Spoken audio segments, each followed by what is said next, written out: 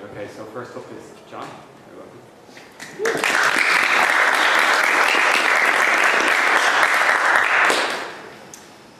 Cool. Can everyone hear me? Okay. Well, I choose to nearForm and engineer for hosting this anyway. It was actually the first Node Dublin, so it's pretty cool to be talking here about using Node and work and stuff. So my name is John Brett. Twitter handle and GitHub there if anyone wants to reach me. I'm a lead engineer at D4H Technologies, and what I'm going to talk about today is our venture into Node. Has anyone ever heard of D4H Technologies, by the people who actually know me? Yeah. So what we do anyway is we provide software for emergency services and emergency response teams. So basically these are our customers, and we provide the tools for them to help them save lives. These range from pharmaceutical sites, oil and gas, hazmat teams, to public fire service or coast guards, even charity search and rescue teams as well. When these come to us, generally they use anything from pen and paper and spreadsheets to try and maintain every aspect of them, like their equipment and things like that. Some might have more advanced solutions using like Microsoft Access or SharePoint, but generally when they come to us they need something more specific to meet their needs. What we do is we provide them with features so they can manage in every aspect of themselves, so track their equipment, alert them if something's going out of date or requiring inspection, give them their inventory at a glance, manage personnel, who's qualified, who needs training, who needs it when, and then provide like quality incident reporting, so like we link up with lost person databases worldwide and integrate with Esri and stuff like that to give them advanced mapping simulations and stuff like that. So we try to target the end user with our features, then also target their organizations to give them the stats they need so the emergency response teams can operate, and then give them the analytics they need, so stuff like where they're training versus where incidents happening. And it's funny to see how different that might happen or how far the base should be from where regular incidents take place and stuff like that. So we try to give them the tools they need to be as prepared as possible with the goal of giving them the right data for when things go wrong. And we do that all from here. That's our offices. For anyone who doesn't know, that's the Bailey Lighthouse out in Holt. And that photo was taken from one of our customers, the Irish Coast Guard. Okay, so what we're going to talk about today is basically how we came to use Node in our stack, and the different frameworks we looked at and chose, the design choices we made and the difficulties we ran into with them, pretty much how the venture went all together. So why Node? So basically we wanted to build a public API. We wanted to build mobile apps for people, like add incidents. Customers wanted it to build their own apps, potential partners wanted to integrate with us and stuff like that. But unfortunately, our code base is a LAMP stack, and like typical PHP code bases, it's tightly coupled, not too modular. It was built in a custom in-house framework, which didn't help as well. And building an API just felt like we were contributing to the size of that. We had an API prototype from previous effort at the same project, but again it was PHP. And it was custom again, so even custom routing logic and custom parsing, and it proved very difficult to try to extend that. So after trying to build more endpoints and add to it, we just realized it was going to slow us down moving forward. So we decided to start again. So this gave us the chance to experiment, like different frameworks are a possibility, and we looked at also different languages, and that's where we looked at Node, because from talks here and different conferences we're all seeing Node's brilliant for APIs, so why not try it out for this?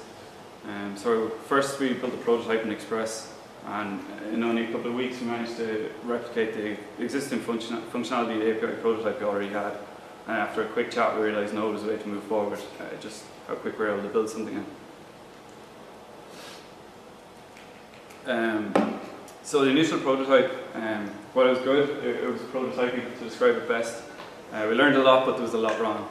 I find there was a lot of just issues using Express that were just going to cost us in the long run. It's like a huge index.js and things like that, so trying to share resources like database access, things like that. We like cross-directory requires for like models and controllers and stuff. I found we're like working against the framework when trying to keep things modular.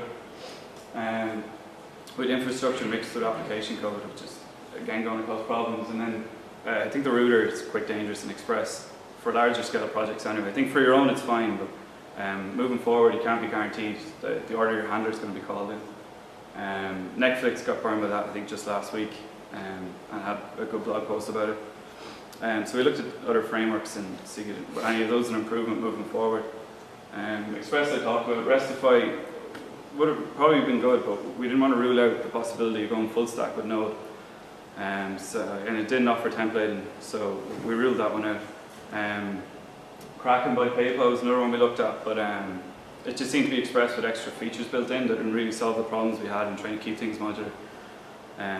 So we looked at Happy, that's from Aaron Hammer, the guy who brought us OAuth at Walmart Labs and stuff. And when I looked at it originally, the documentation wasn't great, although it did seem promising, but there wasn't enough tutorials and documentation to move forward. So we tried Loopback, which again seemed promising. They favour convention over code. And a lot of the infrastructure built in is quite interesting. You give them your models, your database schema, and they generate your model methods and your routing and give you documentation generation out of the box, which is quite nice. But when you try and move past that and add logic to the generated methods, you realise that you're actually looking at there's too much magic behind it. And trying to change that, you end up with something even more unstructured and trying to build something in Express or build something large. So we eventually moved back to Happy, and it's actually worked really well for us for the last about 4 or 5 months. And it's come along a lot in those 6 months or 4 or 5 months. We're seeing huge adoption industry-wide with like NPM and stuff like that as well. So some of the things we found that were really positive of it, they use a request lifecycle over ordered handling or handlers, so you can just be sure from a root definition that it'll be called with a certain URL, but you can't be guaranteed that in Happy or what will be called before or after. The expressive routing definition, so it uses a larger object to define a route. So if you're used to like app.get, it's a bit bigger to define a route, but that leads to further benefits down the line, where your code is the actual documentation of itself and allows for documentation generation of your routes. Let us focus on building like application logic instead of just loads of infrastructure by pushing everything into plugins, and I'll explain that more in a bit. And then their ecosystem, some of the official modules or supported modules by the Happy team are really good as well. So enterprise grade, normally regard enterprisey code as being an insult, but here I thought it was quite good. Like they have 100% code coverage for the whole framework as well as all the modules it depends on. And I think that should be a minimum for anything anyway. I've seen in a talk by Aaron Hammer that after they hit 85%, every percent that went up, getting 100% code coverage, they actually discovered a new bug that would have been cost developers weeks. So it was nice that they put the effort in so we wouldn't have to. Another thing that was cool is it's secure by default. So where Express is like flexible by default, you put effort into making it more secure. Happy with secure by default. Some of the negative points about it was it's not around as long, it's not as widely adopted as some of the other frameworks. So there was less like stuff on Stack Overflow or tutorials moving forward to try to help you out. They move quite fast and break changes and don't make things backwards compatible to try to get people to move forward. So it means tutorials get quickly outdated, and the plugins you depend on might not always be able to keep up with it as well. And if you depend on one of them, you can't upgrade your version either. And we can't always keep up with some of the plugins we wrote. So the design choices, so in trying to keep the project small or scalable moving forward, because that was one of the problems with the prototype when trying to scale it up. We use this approach. So our index.js, I've looked at a lot of apps built in different frameworks, and sometimes they're like 200-300 lines long of like database initialization, how they share them, how to require different modules, and it's just code without context. So we pushed anything that wasn't config or registered in a plugin into plugins, which gives a nice simple index file. And then anything that's in a plugin, you can understand the context of the code because of the plugin it's in. Then each of the plugins were either a service or a feature. So a service would be something like database access or authentication or auditing or something like that, or documentation generation. But the features were the ones that were providing the endpoints for users. So your user, your teams, your equipment item, models and routes would all be contained within each of those. And they could either expose their own functionality or consume others if needed. So it would be like an equipment plugin requiring member features to provide a list of members that were assigned to this item or something like that. And everything else was pushed into a Node module. And I thought this would be great, we'd have loads of Node modules built under the D4H name, but it's actually quite a small amount because the Node ecosystem is just pretty good as it is and happy cater for most of the other things we needed. So that was our index file. Obviously it's bigger now with more plugins that we've got, but it's pretty simple. Like you require a happy module, create your server, give a report, register some plugins and start. And then any of the code was buried in the plugin. You could understand what it did easily from the context of the plugin. And you can see the service and feature divide in plugins as well.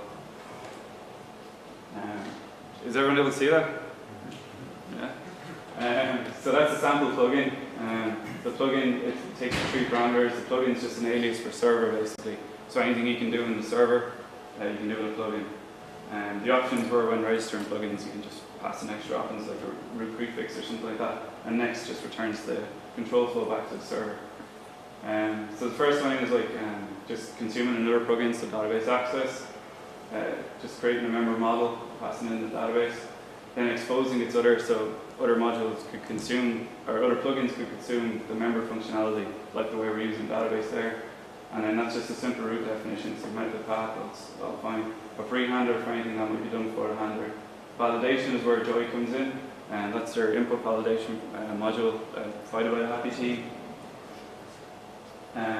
So there we're just allowing 3 query parameters, 2 strings and an integer. If anything other than that is passed in, the request will be rejected, and like a nice error message passed back to the user. And then the handler's called. We use promises, just found that it made error handling that much easier. So like that's a sample just to get a list of members. Calibrate was one of the modules we wrote ourselves, and so just to give uniform JSON outputs, like wrap up with a status code, stuff like that. Then if it was an error, it would wrap a normal JS error, but if it was provided with an already wrapped error in Boom, one of the Happy error modules, it would just pass it straight back to the user. And then basically reply, send it back. So description and tags don't actually provide any functionality, it's just code documentation, like the code document itself. But it also gives us the opportunity to use documentation generation. So if we go back to the simple server example, we had one more plugin, which is Happy Swagger. It would take all our root definitions and generate documentation for it, and interactive documentation, such as this. I think you can see it very well there, but you can see the description up in the top right was the one I had in the root definition. 3 query parameters, 2 strings, and integer, and then it would let you try it out on the page. And that was huge for us to give to our customers in trying to adopt and build their own applications on top. So the final results, with an API currently supporting our first mobile app. It's in both app stores, so it's pretty cool. It's a small dev team, and some of the positives from it, robust error handling, the input validation was reusable among routes and stuff like that. We've no manual documentation to maintain, which is huge. I'd rather spend an hour writing good input validation than trying to maintain docs. Code's nice and modular, everything has context and it's easy to maintain. And it was built in about 4 months. I think we've like 27 endpoints, but I'd say that's going to go up to maybe 70 or 100 or something. It's a pretty big application. And it's cool to see customers building their own applications on top of stuff you build. And like emailing you every day, they're looking for the next endpoint to be built so they can build something. So things to take away. Node adoption can work. It worked well for us. I'd prototype a small use case first. I wouldn't at any point decide we'd throw away our main code base to try to replace it with one in Node immediately. I'd do it in modular steps, and that's probably what we're going to do with this API here. I definitely recommend trying Happy. It worked really well for us, and if anyone is, come talk to me. I'm curious to see what you're building with it or how you're approaching things. But yeah, always evaluate the framework that suits you best. Sometimes it's the one you know best, but I find maybe it's actually the one that suits your team best, how it scales. So yeah, that's pretty much all I had to say. That's another picture of our lighthouse, sorry, if anyone's curious. And yeah, we'll probably be hiring down the line, so if anyone's interested in working this kind of stuff or this kind of area, just get in touch. It's my email address as well. So thanks very much.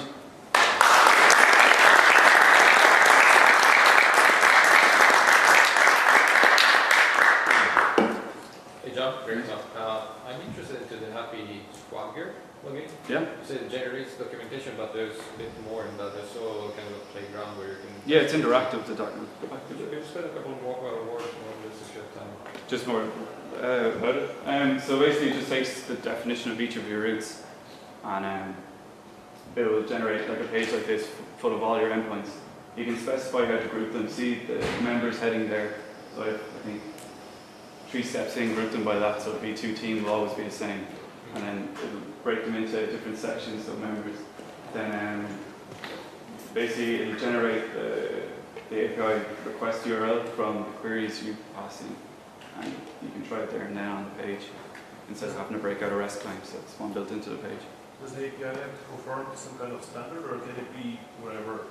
If you conform to just the root, the normal happy root definition, like there's plugins like this for Express, but some of them like require like comments or annotations and stuff like that in your code to get it to generate the same thing. But because the root definition is so expressive and happy, it's very simple to do.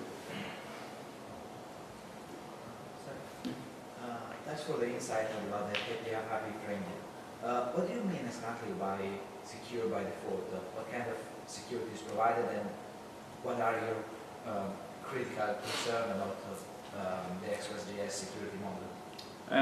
So I was saying security model now is, I didn't delve deep into it in Express, but I heard of problems where stuff like you have to use extra plugins or middlewares to like limit, say, API payloads and stuff like that in Express, where this is stuff that came in, like API throttling, all those type of things. They're built into Happy by default, where you have to use extra middleware in Express to cover all those holes. And like if I was unaware of one, or our team was, you know, we're caught, we're happy that would be covered by just the base server. Express is more about HTML, right? Sorry? It's more about the HTML setting. Express is more web framework. Yeah. Than API. Cool. Cheers.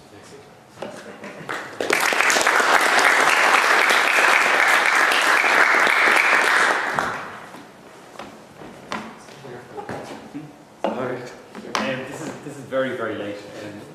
John, I met him at Full Stack in London, but we also came down to work for NodeConf.eu, and he was one of the winners of our prizes, which we now have. Thanks very much, man. So, congratulations. Nice.